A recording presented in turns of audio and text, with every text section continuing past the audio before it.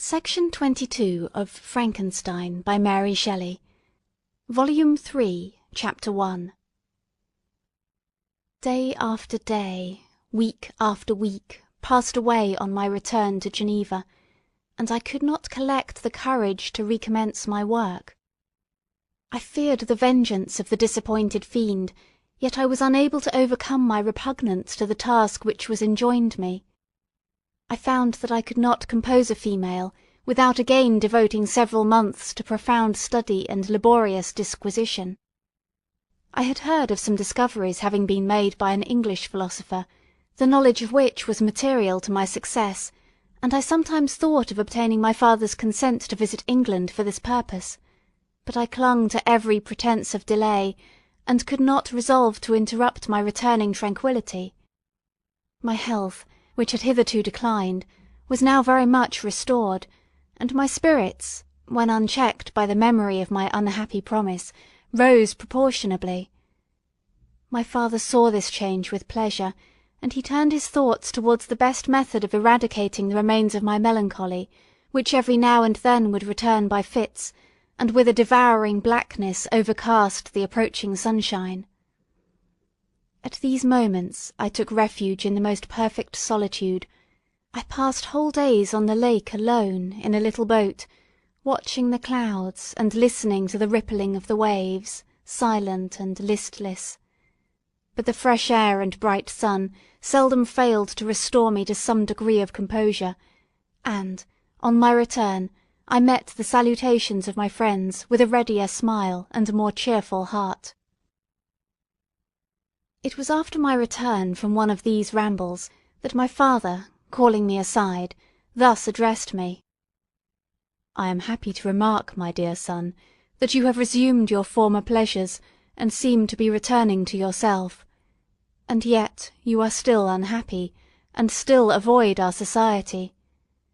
For some time I was lost in conjecture as to the cause of this, but yesterday an idea struck me, and, if it is well founded, I conjure you to avow it.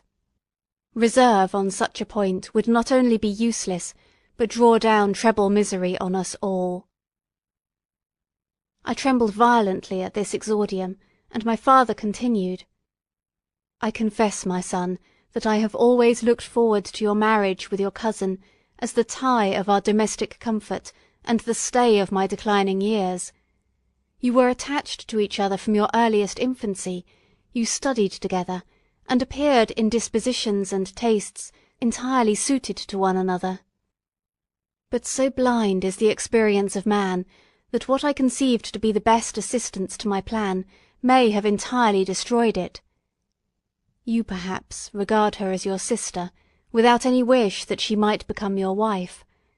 Nay, you may have met with another whom you may love, and, considering yourself as bound in honour to your cousin, this struggle may occasion the poignant misery which you appear to feel. My dear father, reassure yourself. I love my cousin tenderly and sincerely. I never saw any woman who excited, as Elizabeth does, my warmest admiration and affection. My future hopes and prospects are entirely bound up in the expectation of our union." "The expression of your sentiments on this subject, my dear Victor, gives me more pleasure than I have for some time experienced. If you feel thus, we shall assuredly be happy, however present events may cast a gloom over us. But it is this gloom which appears to have taken so strong a hold of your mind that I wish to dissipate. Tell me, therefore, whether you object to an immediate solemnization of the marriage.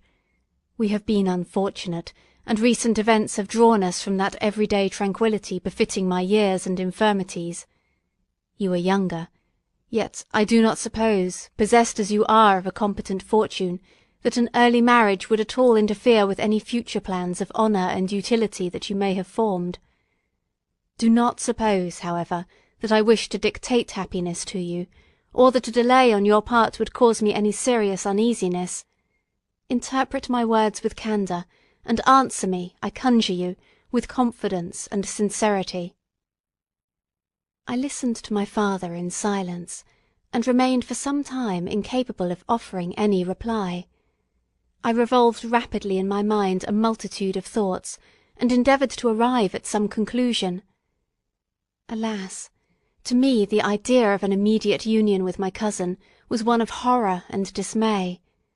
I was bound by a solemn promise which I had not yet fulfilled and dared not break.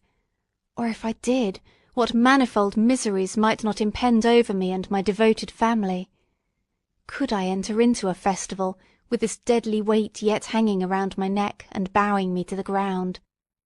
I must perform my engagement and let the monster depart with his mate before I allowed myself to enjoy the delight of a union from which I expected peace. I remembered also the necessity imposed upon me of either journeying to England or entering into a long correspondence with those philosophers of that country whose knowledge and discoveries were of indispensable use to me in my present undertaking. The latter method of obtaining the desired intelligence was dilatory and unsatisfactory. Besides, any variation was agreeable to me, and I was delighted with the idea of spending a year or two in change of scene and variety of occupation, in absence from my family, during which period some event might happen which would restore me to them in peace and happiness. My promise might be fulfilled, and the monster have departed, or some accident might occur to destroy him, and put an end to my slavery for ever.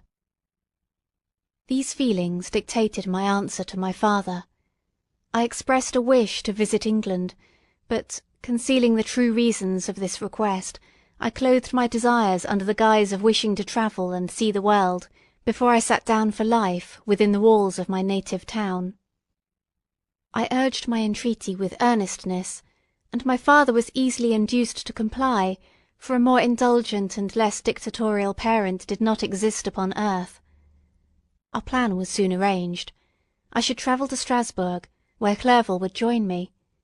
Some short time would be spent in the towns of Holland, and our principal stay would be in England. We should return by France, and it was agreed that the tour should occupy the space of 2 years. My father pleased himself with the reflection that my union with Elizabeth should take place immediately on my return to Geneva. "These 2 years," said he, "will pass swiftly, and it will be the last delay that will oppose itself to your happiness. And indeed, I earnestly desire that period to arrive, when we shall all be united, and neither hopes nor fears to disturb our domestic calm." "I am content," I replied, "with your arrangement. By that time we shall both have become wiser, and I hope happier than we at present are." I sighed, but my father kindly forbore to question me further concerning the cause of my dejection. He hoped that new scenes, and the amusement of travelling, would restore my tranquillity.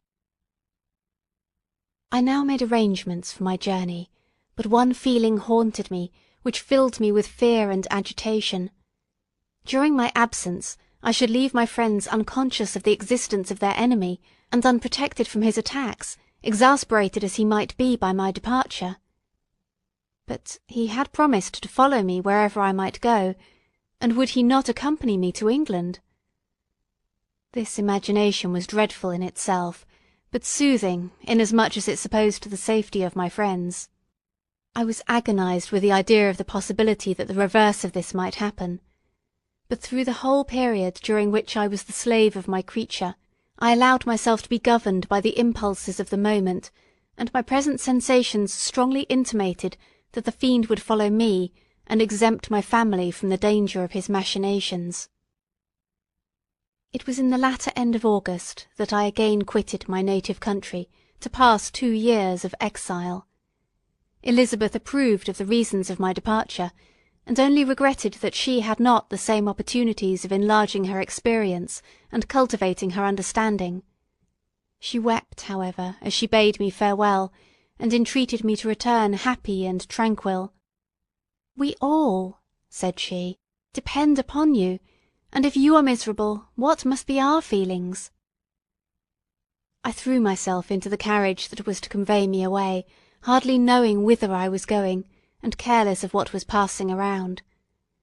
I remembered only, and it was with a bitter anguish that I reflected on it, to order that my chemical instruments should be packed to go with me, for I resolved to fulfil my promise while abroad, and return, if possible, a free man. Filled with dreary imaginations, I passed through many beautiful and majestic scenes, but my eyes were fixed and unobserving. I could only think of the bourne of my travels, and the work which was to occupy me whilst they endured. After some days spent in listless indolence, during which I traversed many leagues, I arrived at Strasbourg, where I waited 2 days for Clerval. He came. Alas, how great was the contrast between us! He was alive to every new scene, joyful when he saw the beauties of the setting sun, and more happy when he beheld it rise and recommence a new day. He pointed out to me the shifting colours of the landscape and the appearances of the sky. "This is what it is to live," he cried. "Now I enjoy existence. But you, Frankenstein, wherefore are you desponding and sorrowful?" In truth, I was occupied by gloomy thoughts, and neither saw the descent of the evening star, nor the golden sunrise reflected in the Rhine. And you, my friend, would be far more amused with the journal of Clerval, who observed the scenery with an eye of feeling and delight, than to listen to my reflections. I, a miserable wretch, haunted by a curse that shut up every avenue to enjoyment. We had agreed to descend the Rhine in a boat from Strasbourg to Rotterdam, whence we might take shipping for London. During this voyage we passed many willowy islands, and saw several beautiful towns. We stayed a day at Mannheim, and on the 5th from our departure from Strasbourg arrived at Mayence. The course of the Rhine below Mayence becomes much more picturesque. The river descends rapidly, and winds between hills, not high, but steep, and of beautiful forms. We saw many ruined castles standing on the edges of precipices, surrounded by black woods, high and inaccessible.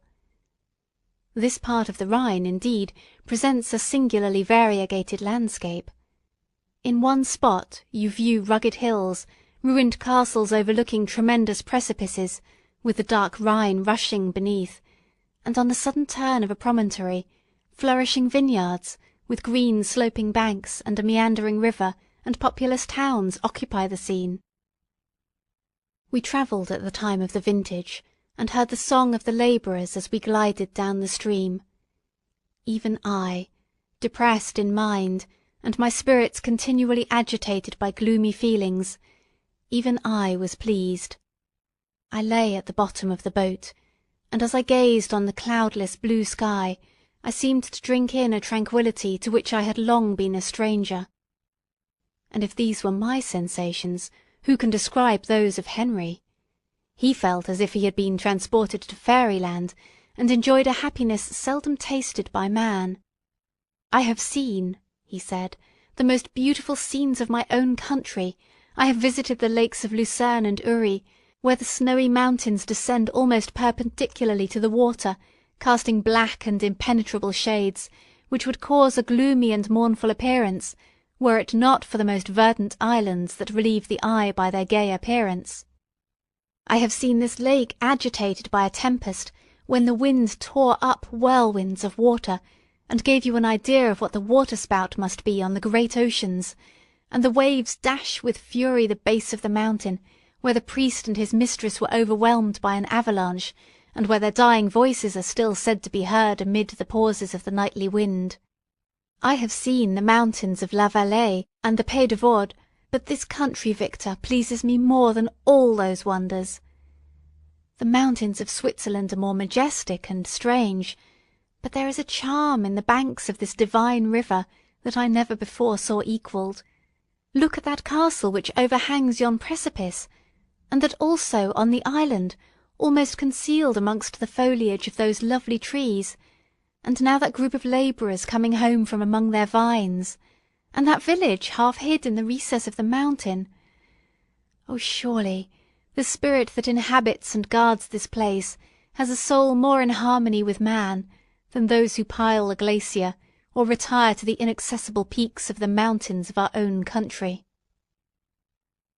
Clerval, beloved friend, even now it delights me to record your words, and to dwell on the praise of which was so eminently deserving. He was a being formed in the very poetry of nature. His wild and enthusiastic imagination was chastened by the sensibility of his heart. His soul overflowed with ardent affections, and his friendship was of that devoted and wondrous nature that the worldly-minded teach us to look for only in the imagination. But even human sympathies were not sufficient to satisfy his eager mind. The scenery of external nature, which others regard only with admiration, he loved with ardour. The sounding cataract haunted him like a passion, the tall rock, the mountain, and the deep and gloomy wood, their colours and their forms were then to him an appetite, a feeling and a love that had no need of a remoter charm, by thought supplied, or any interest unborrowed from the eye. And where does he now exist? Is this gentle and lovely being lost for ever? Has this mind, so replete with ideas, imaginations fanciful and magnificent, which formed a world, whose existence depended on the life of its creator, has the mind perished? Does it now only exist in my memory? No, it is not thus. Your form so divinely wrought and beaming with beauty has decayed, but your spirit still visits and consoles your unhappy friend. Pardon this gush of sorrow. These ineffectual words are but a slight tribute to the unexampled worth of Henry, but they soothe my heart, overflowing with the anguish which his remembrance creates. I will proceed with my tale. Beyond Cologne we descended to the plains of Holland, and we resolved to post the remainder of our way, for the wind was contrary, and the stream of the river was too gentle to aid us. Our journey here lost the interest arising from beautiful scenery, but we arrived in a few days at Rotterdam, whence we proceeded by sea to England. It was on a clear morning, in the latter days of October, that I first saw the white cliffs of Britain. The banks of the Thames presented a new scene. They were flat but fertile, and almost every town was marked by the remembrance of some story. We saw Tilbury Fort, and remembered the Spanish Armada, Gravesend, Woolwich, and Greenwich, places which I had heard of even in my country. At length we saw the numerous steeples of London, St. Paul's towering above all, and the Tower, famed in English history. End of Section 22.